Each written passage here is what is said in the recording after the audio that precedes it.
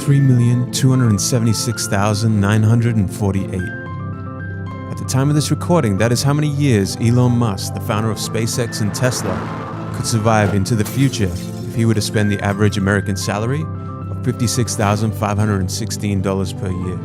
Put another way, even if you were able to save an unrealistic 50% of your salary and stash it under the mattress every year, it would take you 6.5 million years to save your way to Elon's wealth. Okay, I get it. So we can't all be the richest people on the planet. But how about $1 million? Surely that couldn't be that hard, right? Well, let's say you're the average engineer earning $80,000 per year. It would take 16 years just to earn $1 million. But that doesn't include rent, food, cost of living. And if you diligently and consistently save 10% of your earnings, it would take 156 years to save your way to $1 million. The average teacher, 217 years. A bartender, 625 years. You see, for the rich, wealth is measured in time. If you lost your job tomorrow, how many days, months, or years could you survive on your savings? That is the definition of wealth. So how long could you survive? This book will give you the financial intelligence that you probably missed out on growing up. The secret financial intelligence that wealthy families pass on from generation to generation. The education system and your parents forgot to teach you. Not getting this information is why so many people remain forever stuck in the rat race. By the end of this video, you will know 95% of everything this book has to offer. You will have a bird's eye view of all the most important concepts and quotes that will change your perception of wealth and guide you on your journey to financial freedom. Let's jump into it.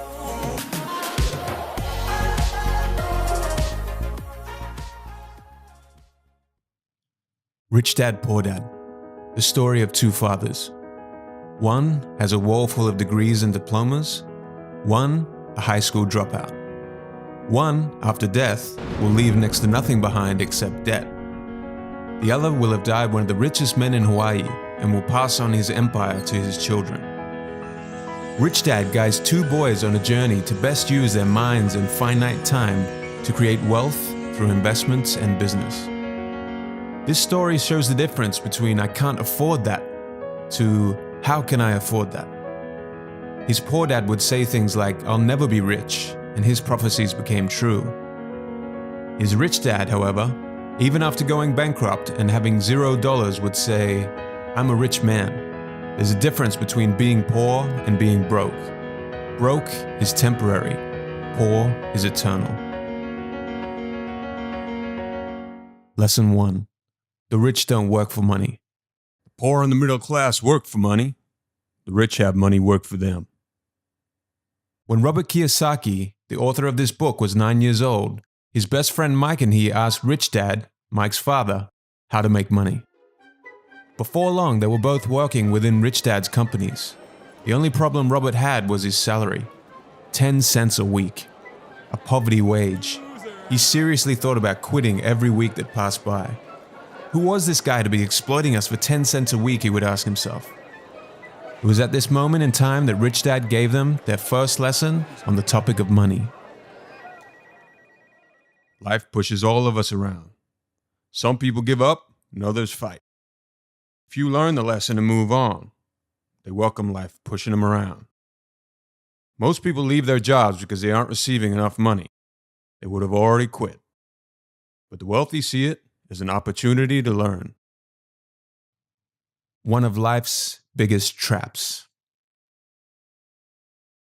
They work very hard for little money, clinging to the illusion of job security, 3 weeks vacation, and a skimpy pension.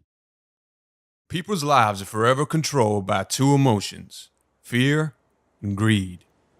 Here's how the pattern goes. Your fear of not having money motivates you to work harder. Then the paychecks begin, and your desire and greed for new cars, new products, new shoes and clothes begins.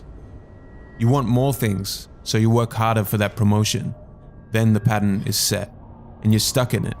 You get up, you go to work, you come home and you pay your bills.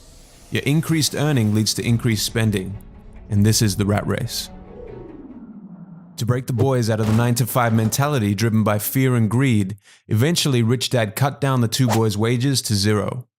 Robert didn't dare tell his poor dad that he was working for nothing. What's the matter with you? They began working solely for the knowledge, and Rich Dad forced them to think of ways to start generating their own income. Where was I? One day, 2 older comics were left lying around one of Rich Dad's stores, and this was the inspiration for them to open their first business. They recovered the outdated comics, opened a library in their basement, classmates paid 10 cents for entry, they paid the sister a wage of $1 a week, and before they knew it, they were earning $9.50 a week without even needing to work. This was the beginning of their journey of not working to earn money, but making money work for them. Key lesson. Getting a job is really just a short-term solution, getting enough to pay expenses, to the long-term challenge of building your net worth. The more you get paid, the higher your expenses become. This is human nature, and it's driven by fear and desire. Once you get stuck in this cycle, you are forced to work for someone else the rest of your life.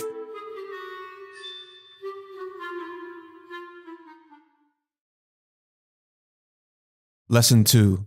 Why teach financial literacy? It's not how much money you make, it's how much money you keep. If you're looking to school to make you rich, then you're looking in the wrong place. The education system's primary objective is to train you on how to become a good employee, but it does a poor job of making you a good employer. Things like managing your own personal finances and building wealth aren't taught to you by the education system in its current state. You can only rely on yourself to use this knowledge and acquire assets that allow you to generate an income. The first pillar of financial literacy and escaping the rat race is understanding the difference between an asset and a liability. An asset puts money in my pocket. A liability takes money out of my pocket. Let's quickly look at the income statement. Your income statement is money going into your pocket. Expenses is money going out of your pocket.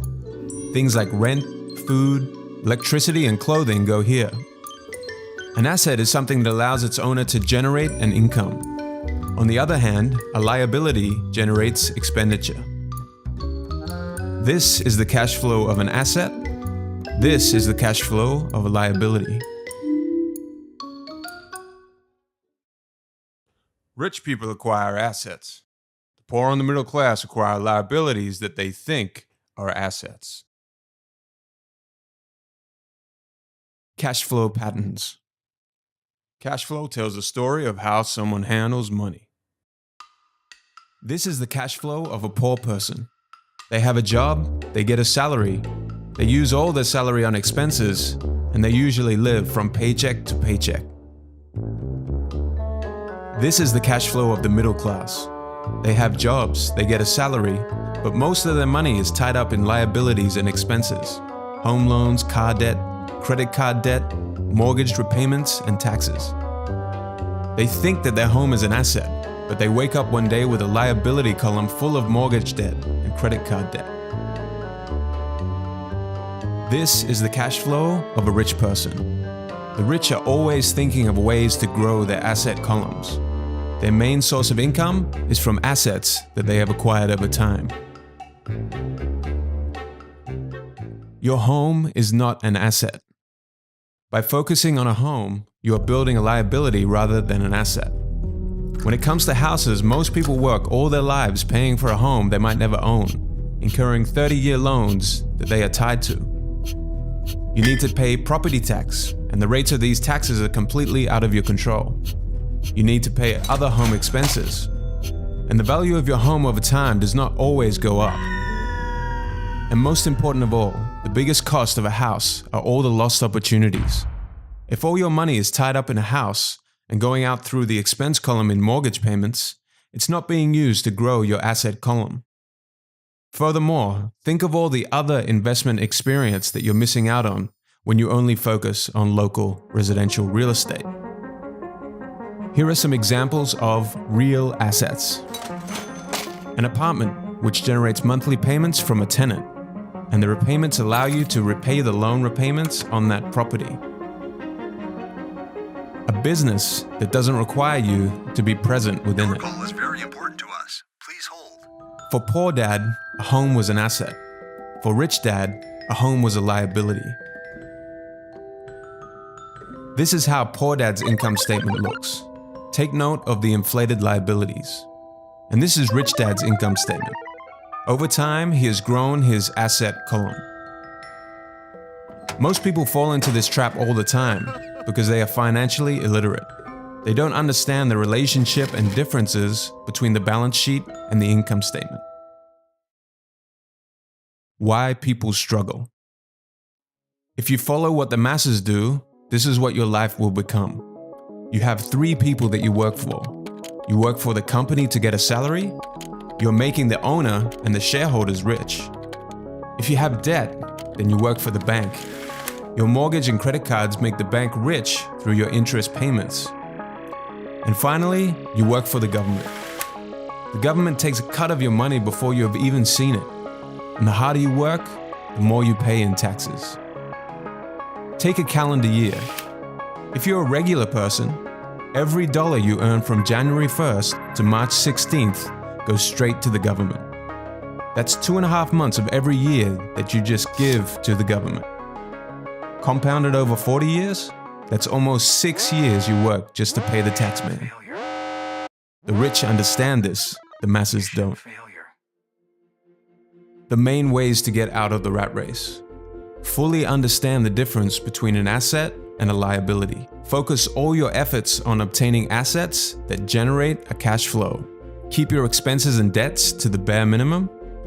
And finally, which leads us to the next lesson, mind your own business. Key lesson. Life is not about how much money you make.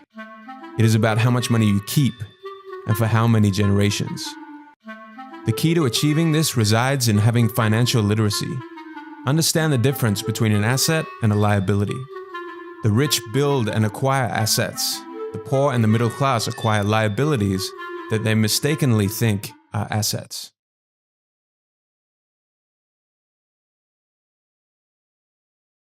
Lesson 3. Mind your own business. The rich focus on their asset columns, while everyone else focuses on their income statements. Robert Kiyosaki's first professional job was far from glamorous. He was a photocopier salesman for Xerox. Using the wages he earned, he invested into apartments. And after just 3 years, the revenue he was generating from his investments outpaced his salary. It was then time for him to leave Xerox and look after his business full-time. So what are some real assets you can begin focusing your attention on? 1. Businesses that do not require your presence to operate. 2. Stocks. 3. Bonds. 4. Income-generating real estate. 5. Notes or IOUs. 6. Royalties from intellectual properties like music, scripts, or patents. 7. Anything else that produces an income or appreciates in value. Things like cryptocurrencies, websites, YouTube channels, etc.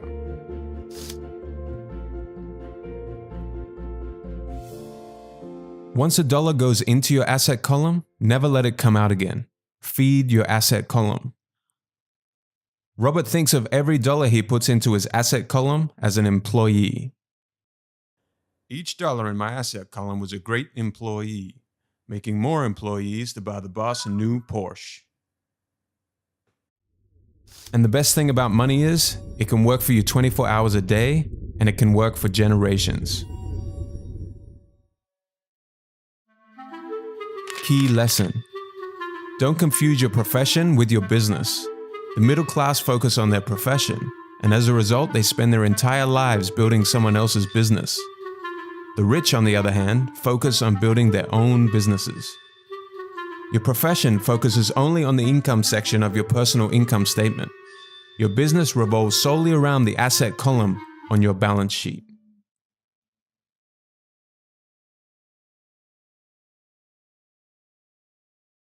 Hello friends, you made it to the end of the video. Just before you click off, thank you so much for watching. This is part 1 of a 2-part series. If you found this video helpful and you would like to see Edison set free from this prison within a bottle, then be sure to like, comment, subscribe, and hit the notification bell so you don't miss out on part 2 and more videos like this to come in the future. and because you want to help out Edison, who's going to be stuck in this bottle until you do. So that's, completely up to you, but I'm just saying. If you're watching this at a later date, I'll make sure to have the second part linked in the description below.